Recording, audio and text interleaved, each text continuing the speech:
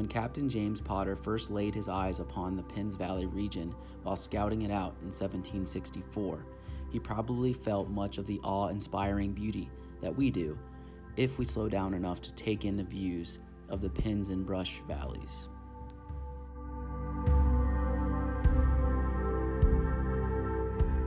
A decade later, Potter realized his vision and acquired this empire. Attaining the necessary land warrants, he then built a fortified log home known today as Old Fort. During the time of the American Revolution, conflicts occurred with Native Americans during what is described as the Contact Period, but settlement was advanced into Centre County by the turn of the century. Potter Township is the oldest township in the county, and Aaronsburg is its oldest town, established in 1786.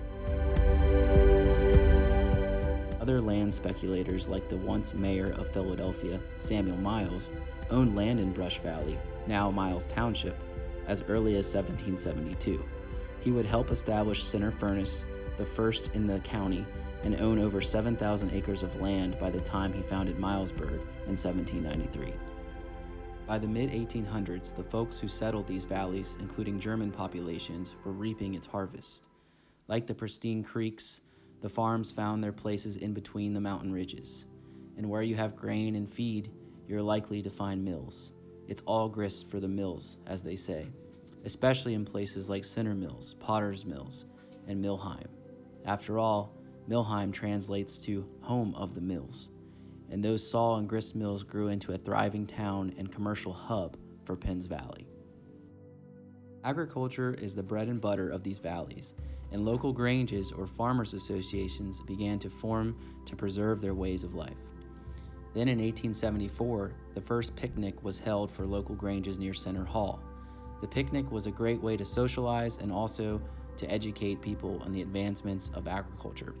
The Grange Encampment and Fair has certainly preserved and advanced a great deal for this county. In the 1880s, the railroad arrived to Penns Valley and extended its reach to other markets. With the incoming money for farmers and the Victorian trends of the day, many families started to add porches to their farmhouses. Farmers would hitch their wagons and bring their commodities to the train station in Coburn, but as they approached the Millheim Narrows, they had to pay the gatekeeper at the toll house, twice actually, one way in and one way out. Penns and Brush Valleys have a history as rich as their soils and as ever-present as the life-giving Penns Creek that runs through the region. I had the opportunity to visit the oldest school in Brush Valley, the Gramley Schoolhouse. To say the least, a lot of volunteerism, generosity, research, time, and resources went into saving this schoolhouse and filling it with the area's history. There were at least 7 schools like this in the valley. They called them 2-mile schools, because that was about the range back when you had to walk to school. It's filled with community treasures and artifacts like farm sale bills, stencils for flour bags, and a picture of a little girl attending a Miles Township school in a feed bag dress her mother had made her.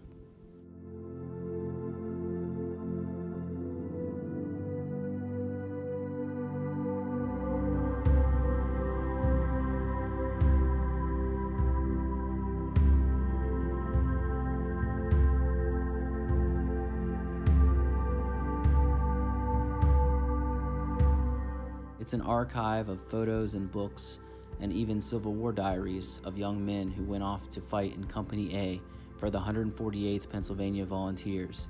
Some of those men came back to these valleys, while some were buried in valleys far away. What a perfect and endearing place to have a museum for a community. This little schoolhouse is a vital link between its past, present, and future.